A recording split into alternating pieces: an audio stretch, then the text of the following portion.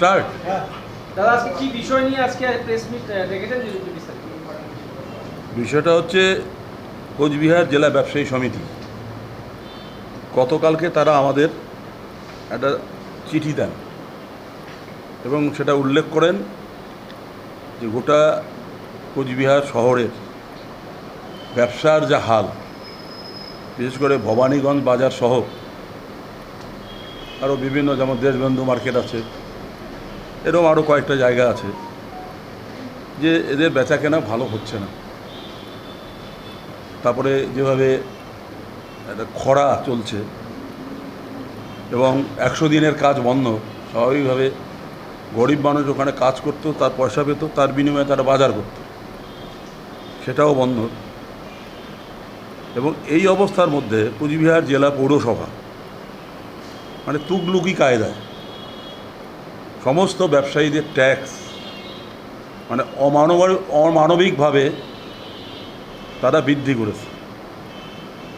এর আগেও তারা নানাভাবে ব্যবসায়ী সমিতির নেতৃত্ব পৌরসভায় তারা কথা বলেছেন, ডেপুটেশন দিয়েছেন এবং এই ট্যাক্স যেন পুরনো হারে নেওয়া হয় তার আবেদন জানিয়েছেন। কিন্তু কে শোনে কার কথা? আরে তো আপনারা সকলেই জানেন যে দল তো একটাই এবং একটাই পোস্ট, সব হচ্ছে বাকি ল্যাম্পপোস্ট। মমতা ব্যানার্জি তিনি একজন রাজ্যের মুখ্যমন্ত্রী, দুবার কোচবিহার আমাদের যে এখানে রাসমেলার মাঠ, তিনি বলে দিলেন যে এখানে যেভাবে ব্যবসায়ীদের ট্যাক্স বৃদ্ধি করা হয়েছে এটা বন্ধ করতে হবে। এবং আমি বলে যাচ্ছি যে এই ট্যাক্স বৃদ্ধি হবে না। তারপরে নির্বাচনের প্রাক্কালে ভোটারদের তাদেরকে তৃণমূলের পক্ষে তাদের যেন সম্মতিটাকে ব্যবহার করতে পারে, একই কথা তিনি বলে গেলেন। আবার পরের দিনই আমরা দেখলাম কোচবিহার পৌরসভার যে পৌরপতি তিনি বলছেন যে না, ট্যাক্স যেটা বাড়ানোর সিদ্ধান্ত হয়েছে সে ট্যাক্স বৃদ্ধি হবেই। এটা মুখ্যমন্ত্রী, সেই দলের একজন পৌরপতি, তারাই পৌরসভা চালাচ্ছে। এই যে দ্বিচারিতা এবং মানুষের অভিমুখটাকে ঘুরানোর জন্য যে নানা ষড়যন্ত্র, সে মুখ্যমন্ত্রীর কথা তো আমরা কোনো গুরুত্ব দিই না। কারণ আপনারা জানেন মুখ্যমন্ত্রী হওয়ার পরেই প্রথম রাসমেলার মাঠে বক্তৃতা করে বলেছিলেন যে কোচবিহার জেলার দুটো ব্লকে, একটা হচ্ছে দিনহাটা 2 আর একটা হচ্ছে সিতাই, এখানে সাধারণ কলেজ হবে। হয়েছে? আগে তো প্রায় বলা যায় যে আর একটা নির্বাচন হতে চলছে 26-এ, কলেজ কিন্তু হলো না। আবার বলেছিলেন যে যদি কলেজ করতে না পারি রাসমেলার মাঠে আমি পা দেবো না। তো মুখ্যমন্ত্রীর কথার তো কোনো মূল্য নেই, উনি যা মুখে আসে তাই বলে, আর সেটা তিনি রক্ষা করতে পারেন না। তো মোদি যাহা তাহা দিদি। আবার কি বললেন, এর মাথার ঠিক আছে কি না এখন ডাক্তারবাবুরে বলতে পারবো যে আমি ভালো রান্না করতে পারি। মোদি যদি আসে আমি নিজে রান্না করে তাকে খাওয়াবো, মানে এই অভ্যাস তো তার আছেই। এর আগে অটল বিহারী বাজপেয়ীকে বাড়িতে আমন্ত্রণ করা হতো মার নাম করে, যে মা বাড়িতে ডেকেছে, মালপো খাওয়ানো হবে। তো এইসব চলছে, এরা বামপন্থীরা, এরা হাস্য কথা বলে আমরা মনে করি। সে যাই হোক, এবং আজকে নির্বাচন 4র্থ দফায় হয়ে গেল। এখন দিদিমণিরও গলা শুকাচ্ছে আর মোদিজিরও গলা শুকাচ্ছে, এখন আর 400 পার বলে না। এবং কোচবিহার জেলা ব্যবসায়ী সমিতি আজকের যা পরিস্থিতি, মানুষের কাজ নেই, মানুষের হাতে টাকা নেই, পয়সা নেই, এবং যেভাবে শপিং মলের সমস্ত শহরগুলোতে ব্যাঙের ছাতির মতো এখানে তাদের শোরুম খোলার ব্যবস্থা করে দেওয়া হয়েছে। এদের রবিবারও ছুটি নেই, সেই সকাল 9টা থেকে রাত্রি 12টা পর্যন্ত। স্বাভাবিকভাবে ছোট্ট ব্যবসায়ী যারা ভবানীগঞ্জ বাজারে ঢুকলে ব্যবসায়ীদের সাথে কথা বললে চোখে জল আসে। ওরা বলে সকাল থেকে 4টা পর্যন্ত দোকান খুলে বসে আছি, 100 টাকা বিক্রি করতে পারিনি।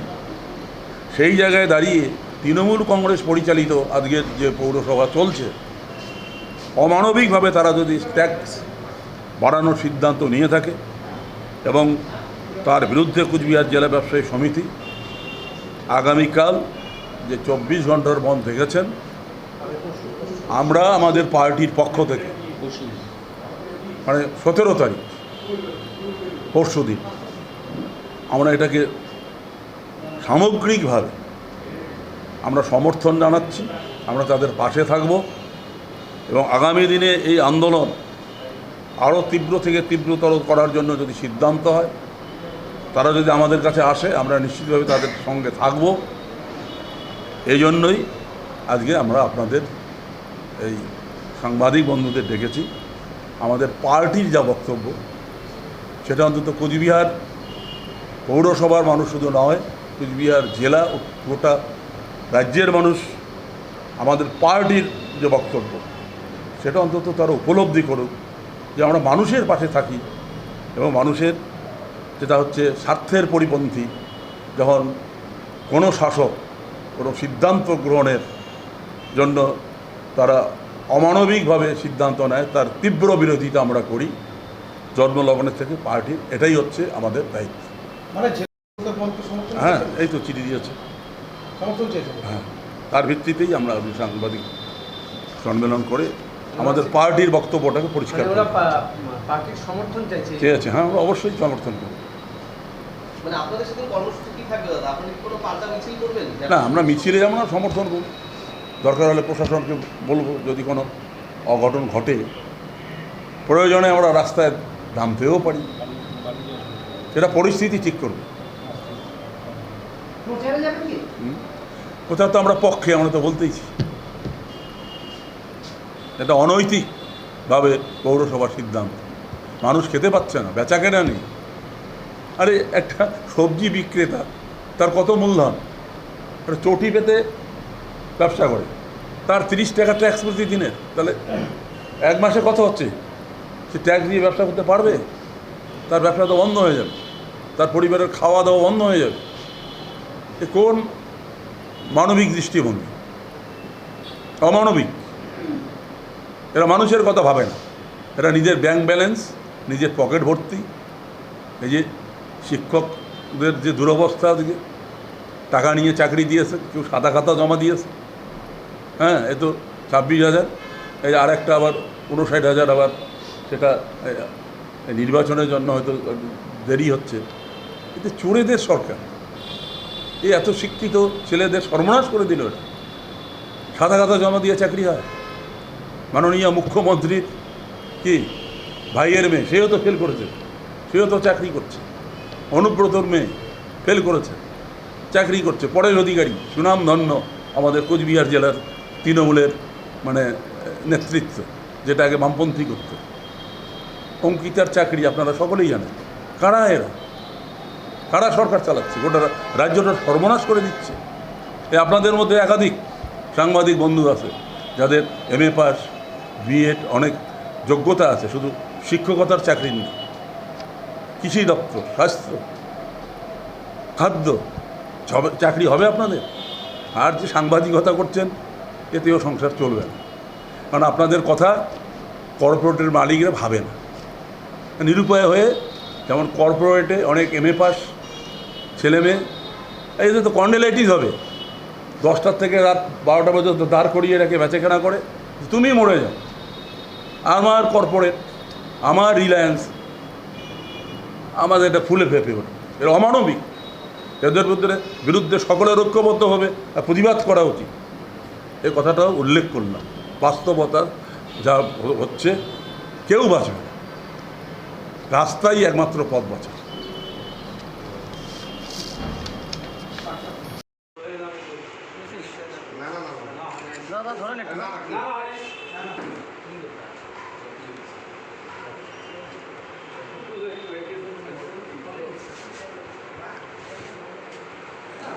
No.